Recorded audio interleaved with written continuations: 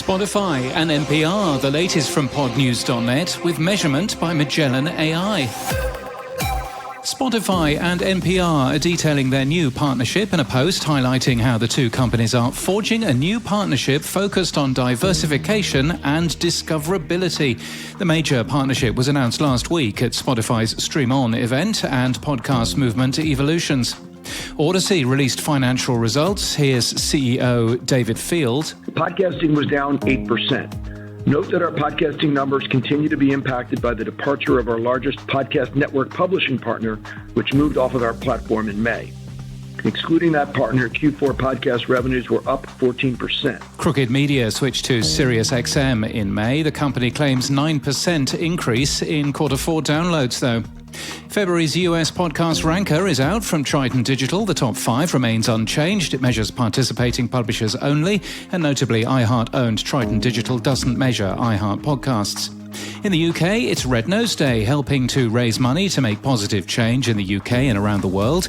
Acast has produced a podcast mashup series, merging some of the company's biggest UK podcasts together to help encourage donations. Scripted podcast network Realm has announced new partnerships. The network now covers more than 120 shows.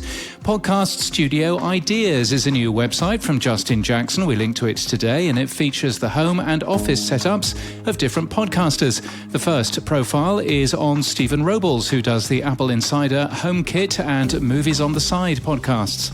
Gordon Farmark is to host a free workshop, Business and Legal Fundamentals for Podcast Growth and Profit. The podcast host looks at the podcasting scene in Zimbabwe, and BBC local radio journalists went on strike earlier this week after plans were unveiled to merge programming between stations.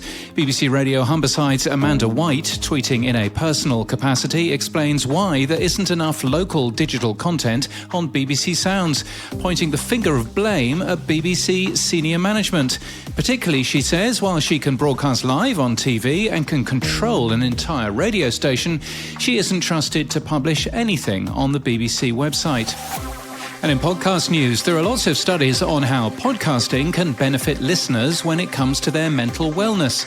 But this isn't the case when it comes to the mental health issues podcasting can cause the creators behind the podcasts. And that is more than a little disconcerting, according to a bonus episode of Pod Chat, which drops today.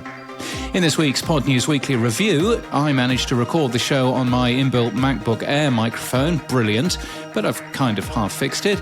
And I'm joined by Courtney Kosak as co-host after Sam Sethi decides he's going skiing in Switzerland. The guest is Norma Jean Belenki from Podbean.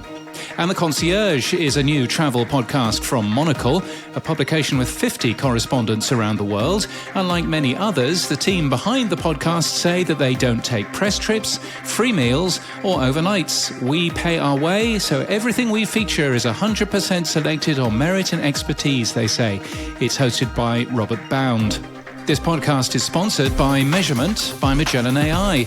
This thing is on. Podcast advertising attribution and delivery verification from the leaders in podcast ad data. You can find out more at magellan.ai/measurement. And that's the latest from our newsletter. To read all the stories and subscribe, we're at podnews.net.